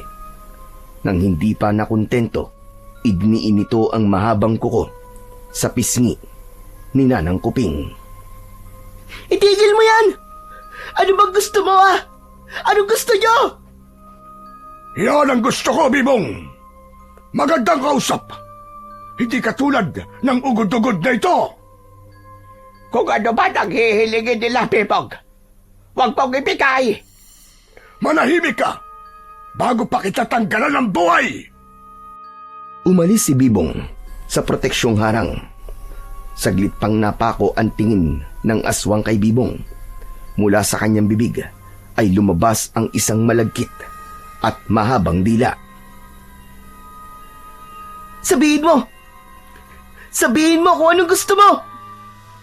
Ibibigay ko sa itong dalawang to bago ibigay mo sa akin ang sagradong libro. Bumaling si Bibong kay Nanang Kuping at umiling ito. Tumalikod si Bibong, sa kanya kinuha ang sagradong libro sa proteksyong harang na kanyang ginawa mula sa dasal. Wag! Wag, Bibong! Huwag mong ibibigay yan sa kanya! Nakikiusap ako sa iyo! Wag! Iniabot ni Bibong ang banal na aklat. Nang akmang aagawin ito ni Mang Roger, mabilis na gumalaw si Bibong. Agad niyang sinaksak ang aswang at tumama ang punyal sa tagiliran ng halimaw. Napasigaw si Mang Roger sa labis na sakit. Dumaloy ang maitim na dugo nito at agad siyang umatras dahil sa naramdamang sakit. Sunod-sunod na sumalakay ang iba pang mga aswang. Ang kanilang mga kuko ay parang mga patalim, ngunit maliksi ang batang santigwar na si Bibong. Bawat gapang at sibad ng mga halimaw ay naiiwasan niya. Minsan ay nakakauna siya ng saksak at tumama sa braso at agad na umalingaw-ngaw ang nakakabinging hiyaw. Minsan na may sa tagiliran o leeg at nag-iiwan ng sugat na nagbubuga ng usok na parabang sinusunog. Habang tumatagal, ramdam ni Bibong ang bigat ng laban, ngunit kasabay nito'y lalong tumitindi ang alab ng kanyang tapang. Hayop kang batang santigwar ka! Kinagalit mo talaga ako! Galit na kinuha ni Mang Roger ang tatay ni Bibong at balak na itong saksakin gamit ang mahahabang kuko nang may bumato sa noo nito. Melchor! Nandito ako, Bibong! Para tulungan ka! Paano ka nakaalis sa pagkakagapos? May tumulong sa akin! Ako ang tatay mo, hayop ka, Melchor! Kaya dapat akong tinutulungan mo! Hindi ang mga yan! Masama ka! Kaya dapat ka lang maburas sa mundo! Kasama ng mga alagad mo! Hindi! Hindi ako papayag! Sumugod ang aswang. Lumundag ito ng napakalakas. Mas mabilis, mas mabagsik. Pero pinaghandaan niyo ni Bibong.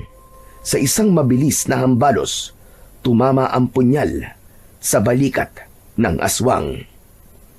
Dalhin mo, Melchor! Kunin mo si tatay at nanang Kuping! Ako nang bahala dito! Sige na! Bilisan mo! Alam mo ba, anong klaseng punyal ang sumugat sa iyong aswang ka? Huwag kang magsaya, dahil kahit ilang sugat pa ang gawin niyo sa akin, ay kaya-kaya ko itong pagalingin. Talaga ba? Ang sandatang hawak ni Bibong ay hindi isang karaniwang punyal lamang. Tinatawag itong punyal ng mahabaging pinagmulan ng aming lahi. Isang sagradong pamana mula pa sa mga kanununuan namin. Sinasabing kasabay itong nilikha ng unang maisulat ang banal na libro ng mga santigwar upang maging kapatid na sandata nito laban sa mga nilalang ng dilim na kagaya ninyo. Sa mismong kahoy na hawakan, nakaukit ang mga sinaunang baybayin, mga sumpa na tiyak nasisira at magpaparusa sa sino mang halimaw na tatamaan ng talim nito. Anong ibig mo sabihin? Ang ibig sabihin ni nanang Kuping ay katapusan niyo na! Lumuhod si Bibong sa gitna ng bilog na proteksyon. Maigpit na hawak ang banal na aklat ng mga santigwar. Sa mabigat na tinig, sinimulan niyang basahin ang nakasulat na mga dasal. Unti-unting umalingaw-ngaw ang kanyang tinig sa buong paligid. Mula sa mga pahina ng aklat, sumiklab ang nakakasilaw na liwanag at ang katawan ni Bibong ay nabalutan ng asul na apoy na hindi nakakasakit sa kanya, kundi nagpoprotekta. Habang lumalakas ang kanyang pag-usal ng dasal, lalo ring tumitindi ang pagliyab ng liwanag.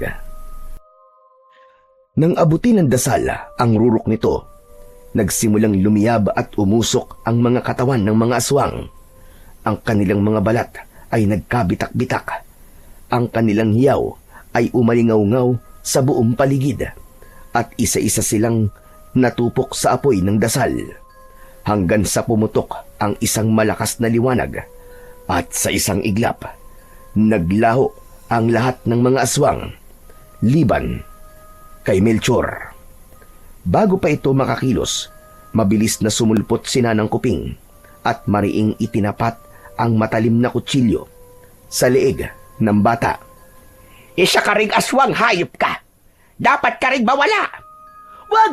Wag, nanang Kuping! Mabuting aswang po si Melchor. Tinulungan niya po tayo. Paano natin masisiguro na mabuti yan? Baka babayain na kukunwari lang yan. Kampun pa rin siya ni Satanas. Hindi po, nanang Kuping. Mabuti po si Melchor dahil kaibigan ko po siya. Nalimutan niyo po ba, nanang? May dasal ang mga santigwar na para lamang po sa mga masasamang aswang. Ang mga nilalang na puno ng kasakiman ang naglaho po sa liwanag. Pero si Melchor po, naiwan dahil mabuti po siya.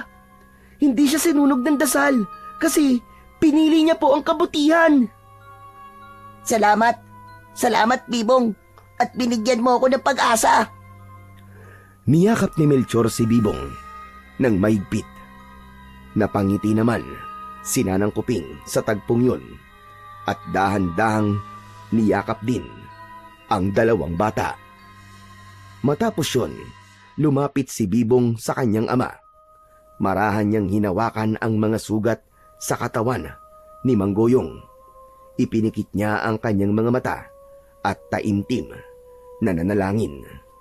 Mula sa kanyang mga palad, kumislap ang malamlam na liwanag na dumaloy papunta sa mga sugat ng kanyang ama.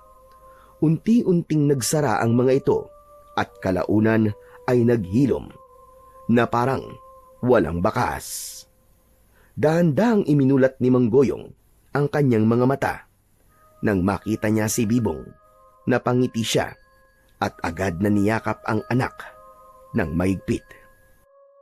Hindi nagtagal ay niyakap na rin nila si Melchor at Nanang Kuping. Sino pala ang tumulong sa'yo na makawala sa gapos, ha, Melchor? Mga kaibigan kong sigbin. Pero, wag po kayong matakot ha. Mabait po siya. Ngayong wala ka ng kasama, Melchor, na mga aswang, masaya ko natanggapin ka sa pamilya namin. Kahit po, galing po ako sa lahi ng mga aswang, tanggap niyo pa rin po ako. Kahit galing ka pa sa lahi ng aswang, Melchor, anak na rin ang turing ko sa'yo, kaya tanggap kita. Pero sa isang kondisyon sana, hindi ka pwedeng kumain ng tao. Promise po, hindi po ako kakain ng tao. Napangiti si Bibong. Hindi man naging madali ang kanyang pinagdaanan laban sa mga aswang. Natutunan niya ang isang mahalagang aral. Napagtanto ni Bibong na ang kapalaran ay hindi dapat katakutan, bagkus ay dapat nayakapin. At sa kanyang paglalakbay, napatunayan din niya na ang tunay na kaibigan ay hindi nasusukat sa pagkakaiba ng dugo o pinagmulan, kundi sa tiwala at kabutihang ipinapakita. Sa pananampalataya, pagmamahal ng pamilya at pagkakaibigang totoo, doon matatagpuan ang liwanag na tanging kayang pumawi sa pinakamatinding kadiliman.